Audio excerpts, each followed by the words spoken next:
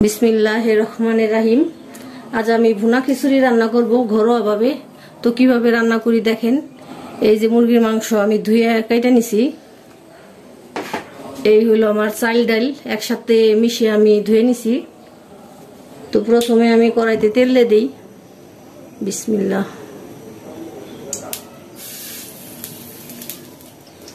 তিনটা তেজপাতা দিয়ে দিলাম, অল্প কিছু জিরা দিয়ে দিলাম। তো এখানে পেঁয়াজ কুচি দিয়ে দিলাম।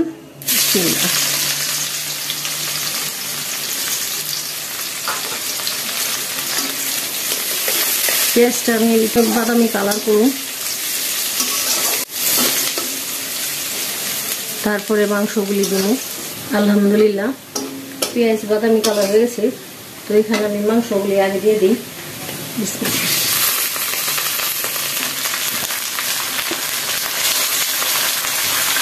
লবণ দিয়ে দিলাম।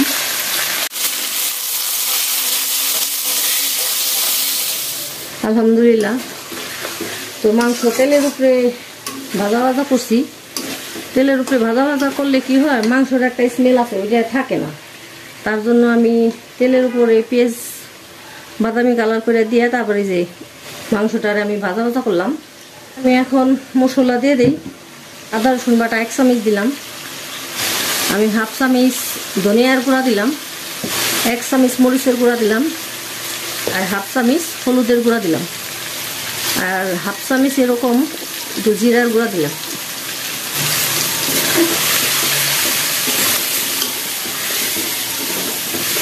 মশলাটা কষানোর জন্য আমি একটু গরম পানি দিয়ে দিই। আমি খিচুড়িতে গরম পানি দিব, গরম পানি করে রাখছি।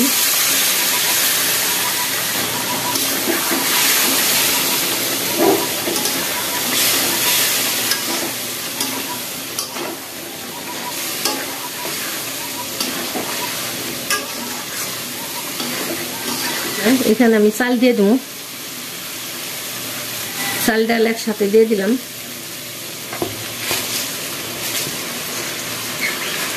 আমার চাল ডালও কষানো হইব আর মাংস মশলায় কষানো হইব, যে কারণে আমি একসাথে দিয়ে দিলাম।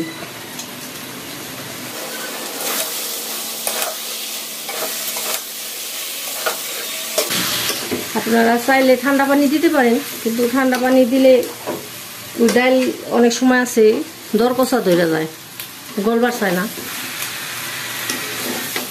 আলহামদুলিল্লাহ চাল ডাল মাংস কষানো শেষ।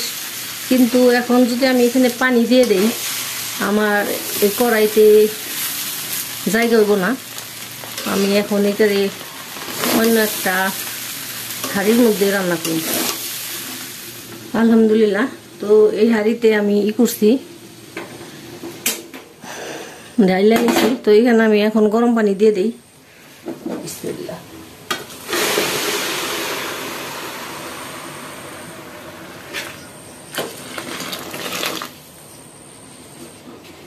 পানিটা আপনারা আপনাদের আন্দাজ অনুযায়ী দিবেন, চাল ডাল মাংস অনুযায়ী দিবেন।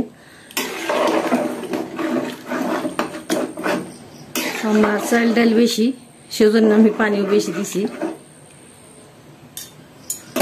তো ঢাইকে দেই। আলহামদুলিল্লাহ।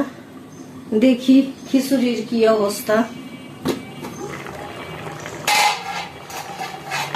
পানি অনেকটাই শুকায় গেছে।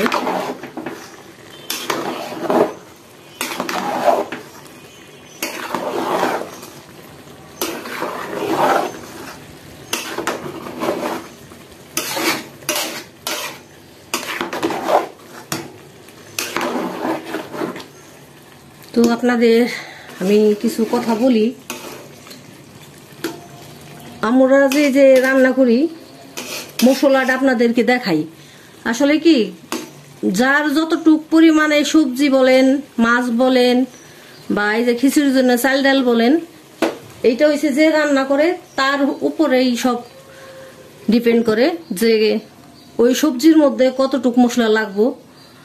বা এই খিচুড়ি যে রান্না করলাম আমি, তো এই খিচুড়ির মধ্যে আমার কতটুক মশলা আমি খামু সেই অনুযায়ী আমি মশলাটা কিন্তু দিছি।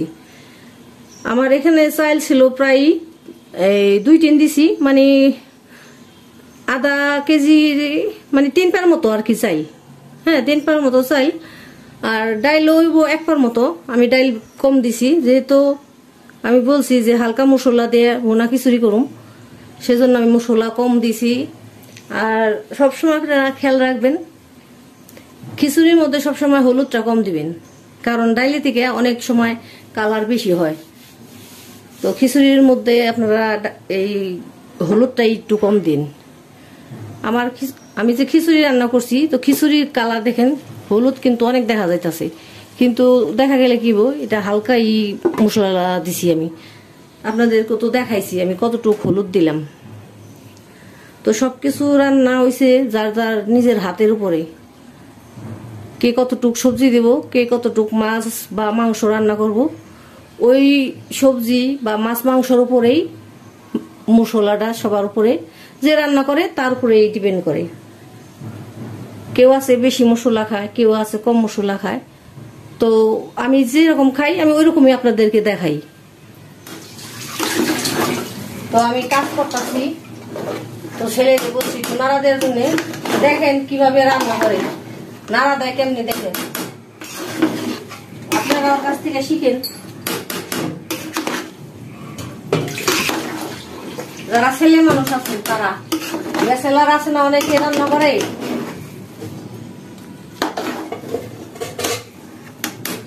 ওইসে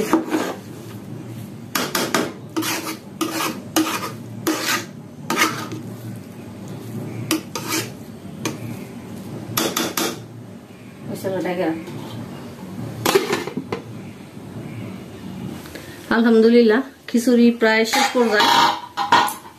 তো প্রথম তো ছেলে দেখাইলাম, তো এখন আমি নাইরা দেখাই।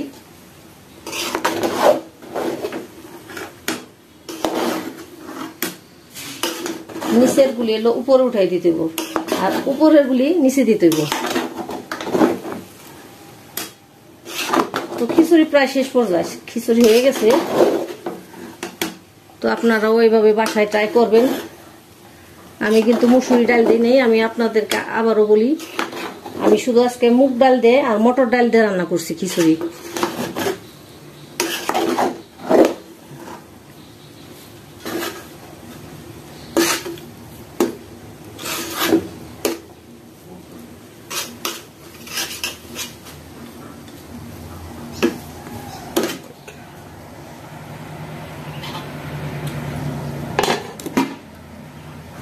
আলহামদুলিল্লাহ, তো খিচুড়ি রান্না করা শেষ, আপনাদেরকে সার্ভ করে দেখাইতাছি। আলহামদুলিল্লাহ, মুরগির মাংস দিয়ে ভুনা খিচুড়ি রান্না করলাম ঘরোয়াভাবে। তো আপনারাও সবাই বাসায় ট্রাই করবেন, সুস্বাদু রান্না। তো আমার ভিডিওটা যদি আপনাদের ভালো লেগে থাকে তাহলে অবশ্যই একটা লাইক করবেন, কমেন্ট দিবেন, শেয়ার করবেন। আর যারা এতক্ষণ আমার ভিডিওটা দেখছেন তাদেরকে অসংখ্য ধন্যবাদ। আল্লাহ হাফেজ।